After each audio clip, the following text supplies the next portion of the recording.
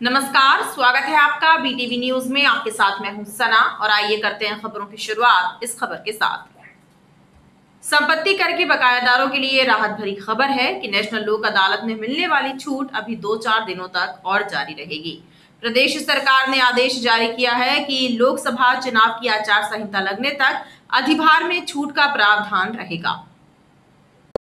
9 मार्च को लगी नेशनल लोक अदालत में अपना संपत्ति कर जमा नहीं कर पाए बकायादारों के लिए राहत भरी खबर है कि अभी अपना टैक्स जमा करने अधिभार में छूट वे प्राप्त कर सकते हैं। जी हां, नेशनल लोक अदालत में मिलने वाली छूट अभी 2-4 दिन और जारी रहेगी। अधिभार में छूट दी जा रही है। जिस तरह से 9 तारीख को लोक अदालत में दी गई थी, 10, 11, 12 लगातार देने के लिए निर्देश दिए गए हैं और शासन का पत्र आया है कि जब तक लोकसभा की आचार संहिता नहीं लग जाती है, इसको लगातार जारी रखना है।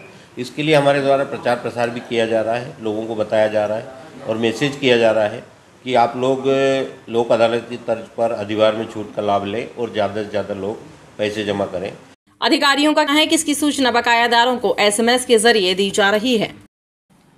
शहर की जल वितरण व्यवस्था बेहतर करने के लिए मेयर एंड काउंसिल ने 284 करोड़ रुपए की लागत वाली अमृत फेज 2 योजना को हरी झंडी दिखा दी है। MIC की बैठक में इसका प्रस्ताव पारित कर राज्य सरकार को भेजा जा रहा है।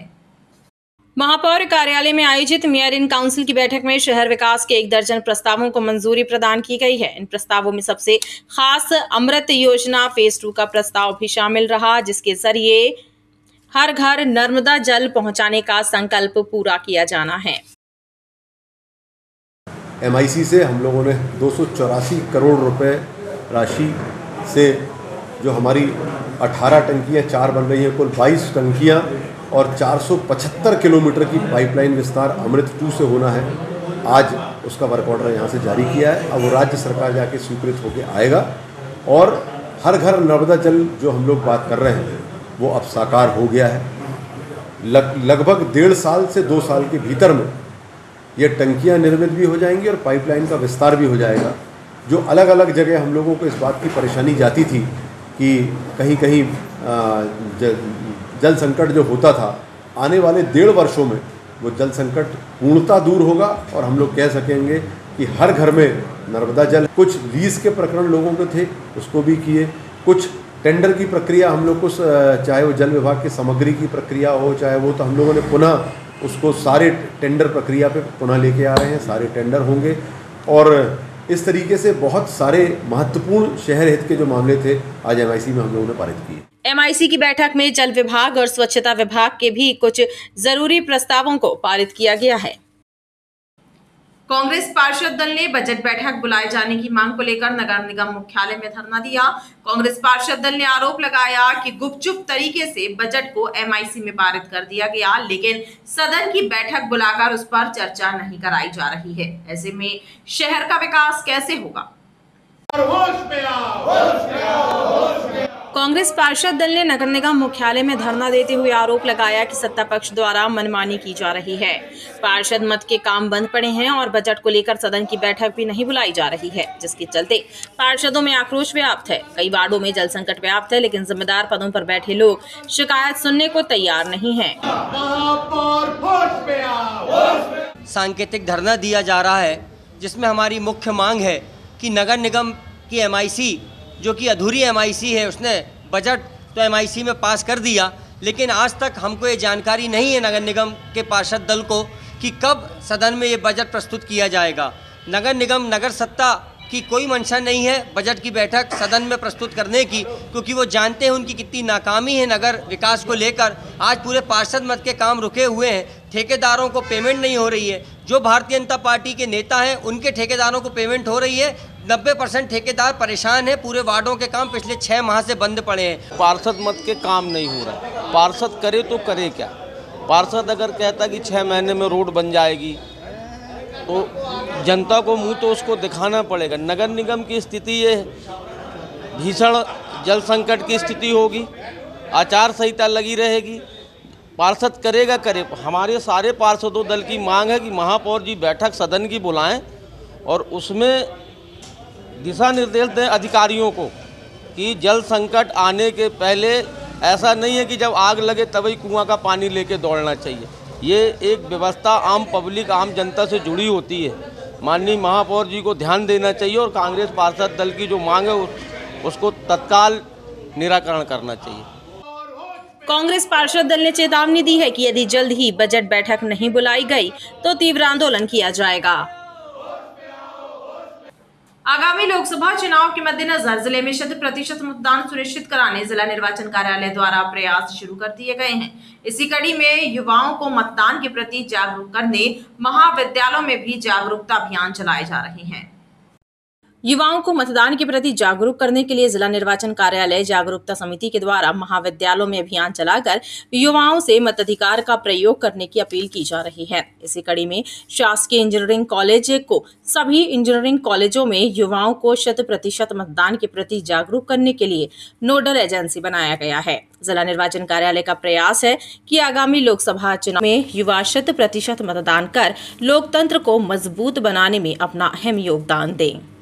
शासकीय इंजीनियरिंग महाविद्यालय को नोडल सेंटर बनाकर इंजीनियरिंग जितने भी जबलपुर जिले में इंजीनियरिंग महाविद्यालय हैं उनके प्राचार्यों की, नोडल अधिकारियों की, कैंपस एम्बेसडर की इसी तरीके की बैठक लेकर उनको उन्मुख किया जा रहा है, जिसके अंतर्गत 100% मतदान का हमारा उद्देश्य है। गढ़ा और उजारपुरवा क्षेत्र में रानी दुर्गावती कालीन 2 ऐतिहासिक बावड़ियों का पुनरुद्धार और कायाकल्प कर बावड़ियों को जल मंदिर के रूप में विकसित किया गया है। सोमवार को प्रदेश के लोक निर्माण मंत्री राकेश सिंह और पद्मश्री से सम्मानित महेश शर्मा ने दोनों बावड़ियों का लोकार्पण किया। शहर की 2 प्राचीन और ऐतिहासिक बावड़ियों के पुनरुद्धार का कार्य पूरा किया जा चुका है। उजारपुरवा और गढ़ा में स्थित रानी दुर्गावती कालीन बावड़ियों को विकसित कर दोनों बावड़ियों का नाम जल मंदिर रखा गया है। सोमवार को प्रदेश के लोक निर्माण मंत्री राकेश सिंह ने पद्मश्री से सम्मानित महेश शर्मा जी के साथ दोनों ही बावड़ियों के पुनरुद्धार एवं कायाकल्प का लोकार्पण किया।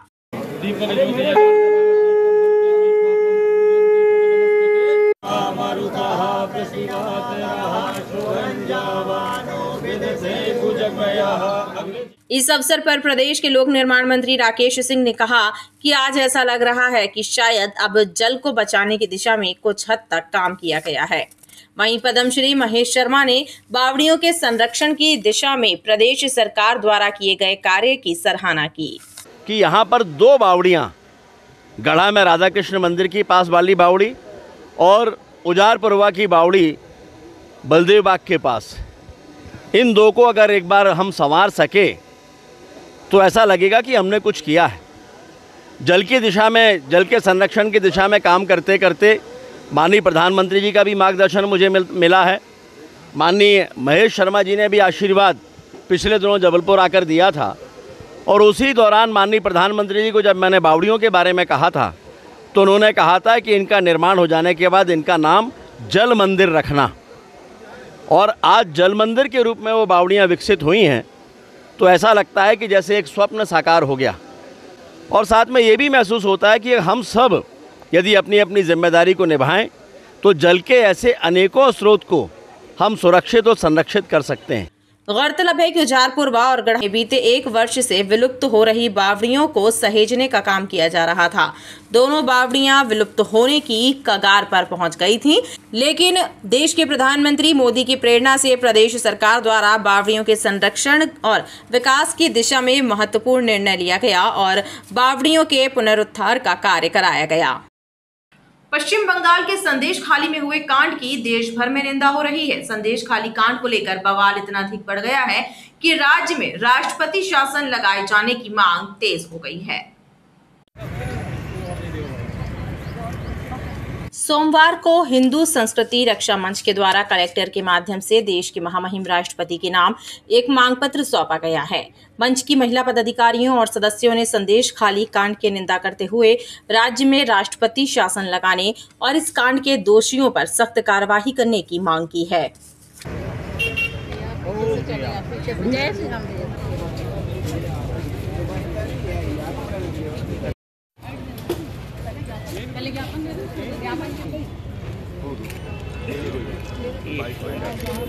बहनों ने एकत्र होकर के ज्ञापन दिया है जिसमें हम सभी राष्ट्रपति महोदया से आग्रह कर रहे हैं कि अब वे पश्चिम बंगाल में राष्ट्रपति शासन लागू करने की कृपा करें ताकि महिलाओं की सुरक्षा हो सके। संदेश खाली में महिलाओं के विरोध में यौन शोषण एवं उनकी ज़मीनें अनुसूचित जनजाति की बहनों के साथ जो भेदभाव किया जा रहा है, उसके विरोध में हम सब एक होकर के अब आगे आए हैं और हम सभी बहनें यह मांग करते हैं कि वहाँ पर बहनों के विरोध में जो भी अत्याचार किए जा रहे हैं उन पर अंकुश लगाया जाए।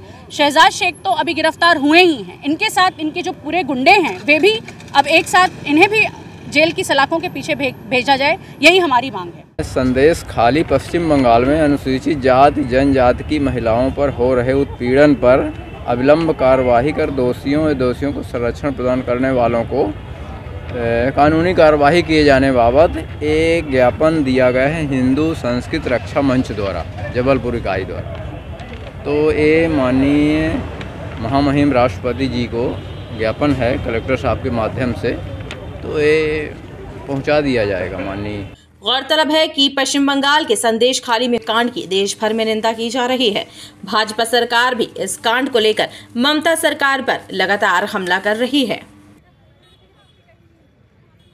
पश्चिम बंगाल के संदेश खाली में हुई घटना के विरोध में ममता सरकार के खिलाफ प्रदर्शन कर रहे अखिल भारतीय विद्यार्थी परिषद के राष्ट्रीय महामंत्री को पुलिस द्वारा गिरफ्तार किए जाने से विद्यार्थी परिषद के कार्यकर्ताओं में रोष व्याप्त है। नहीं चलेगी, नहीं चलेगी। अखिल भारतीय विद्यार्थी परिषद के कार्यकर्ता इस गिरफ्तारी के विरोध में ममता सरकार के खिलाफ जगह जगह प्रदर्शन कर रहे हैं। इसी कड़ी में जबलपुर में भी विद्यार्थी परिषद की महानगर इकाई के कार्यकर्ताओं ने मालवीय चौक पर प्रदर्शन किया। प्रदर्शनकारियों ने ममता सरकार के विरोध में नारेबाजी की और पश्चिम बंगाल की मुख्यमंत्री ममता बनर्जी का पुतला दहन किया। शेख शाहजहां नाम का जो टीएमसी का लीडर है, टीएमसी के गुंडों द्वारा महिलाओं के साथ यौन शोषण एवं दुष्कर्म करवाने का साथ दिया एवं संरक्षण में करवाया गया। आज विद्यार्थी परिषद जबलपुर महानगर मालवीय चौक में ममता बनर्जी का विरोध प्रदर्शन कर एवं उनका पुतला दहन करती है। प्रदर्शनकारी विद्यार्थी परिषद के कार्यकर्ताओं ने पश्चिम बंगाल में राष्ट्रपति शासन लगाने की मांग की है।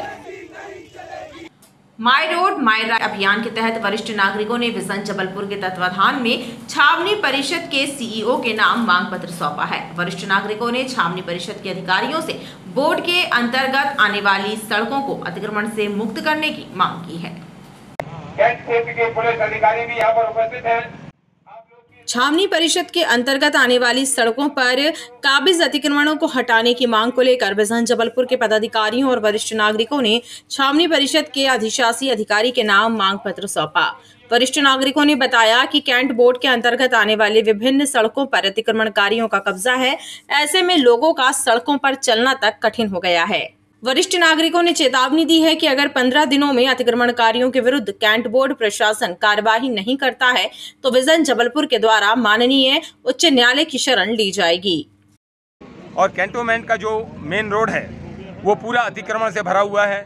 दुकानें बाहर तक फैली हुई हैं, ठेले टपरे छाए हुए हैं, लोगों को पैदल चलने की जगह नहीं है, वाहन निकालने की जगह नहीं है। जबकि 60 फुट चौड़ी रोड होने के बाद भी आज वो रोड 20 फुट चौड़ी है और इससे वरिष्ठ नागरिकों को विशेषकर बहुत ज़्यादा परेशानी हो रही है। विगत 2 वर्षों से लगातार कैंटोनमेंट बोर्ड से चर्चा चल रही है, ज्ञापन सौंपे जा रहे हैं, मगर कैंटोनमेंट प्रशासन की ओर से कोई भी एक्शन आज तक नहीं लिया गया है। गौरतलब है कि शहर की सड़कों को अतिक्रमणकारियों से मुक्त कराने विजन जबलपुर संस्था के द्वारा माई रोड माई राइट अभियान की शुरुआत की गई है। इस अभियान के तहत वरिष्ठ नागरिक शासन प्रशासन से सड़कों को अतिक्रमण मुक्त कर यातायात को सुगम बनाने की अपील कर रहे हैं। जबलपुर में युवाओं के 2 गुट आपस में भिड़ गए। दोनों ही गुटों में जमकर मारपीट हुई। घटना 8 मार्च रात की बताई जा रही है। इसकी वीडियो फुटेज भी सामने आए हैं। घटना में एक युवक के सिर पर गंभीर चोटें आई हैं, जिसे मेडिकल अस्पताल में भर्ती कराया गया है। धारताल थाना पुलिस ने मामले की जांच शुरू कर दी है। जबलपुर में युवाओं के 2 गुट आपस में भिड़ गए। इस दौरान जमकर हथियार भी चले। घटना का वीडियो भी सामने आया है। धारताल पुलिस ने मामले में केस दर्ज कर जांच शुरू कर दी है। बताया जाता है कि घटना 8 मार्च की रात की है। कटरा मोहल्ला निवासी शिवम पटेल डीजे का काम करता है, जिसका प्रियांशु पटेल से पुराना विवाद था और 8 मार्च की रात शिवम लक्ष्मी मैरिज गार्डन के पास अपने साथियों के साथ घूम रहा था। तभी प्रियांशु और उसके साथी वहां पहुंच गए, जहां इनका आपस में विवाद होने लगा और देखते ही देखते दोनों गुट आपस में भिड़ गए। इस घटना में शिवम को चाकू लग गया और उसका मेडिकल में इलाज जारी है। धारताल पुलिस ने शिवम की रिपोर्ट पर प्रकरण दर्ज कर मामले की विवेचना शुरू कर दी है। ग्वारीघाट थाना पुलिस ने रिटायर्ड डिप्टी सीईओ के पुत्र को रेप के आरोप में गिरफ्तार किया है। ग्वारीघाट पुरानी बस्ती में रहने वाली एक युवती ने उसके विरुद्ध शादी का झांसा देकर दैहिक शोषण करने का आरोप लगाते हुए थाने में शिकायत दर्ज कराई थी। ग्वारीघाट थाना क्षेत्र पुरानी बस्ती में रहने वाली एक युवती की शिकायत पर ग्वारीघाट थाना पुलिस ने रिटायर्ड डिप्टी सीईओ के पुत्र अंकित टेकाम के विरुद्ध रेप की धाराओं के तहत प्रकरण दर्ज कर अंकित को गिरफ्तार किया है। इस संबंध में पुलिस अधिकारियों ने जानकारी देते हुए बताया कि थाने पहुंची एक युवती ने शिकायत दर्ज कराई थी कि अंकित टेकाम ने शादी का झांसा देकर उसका दैहिक शोषण किया है। जब युवती ने उससे शादी की बात की तो वह टाल गया। युवती की शिकायत पर पुलिस ने प्रकरण दर्ज किया है और आरोपी को गिरफ्तार किया है।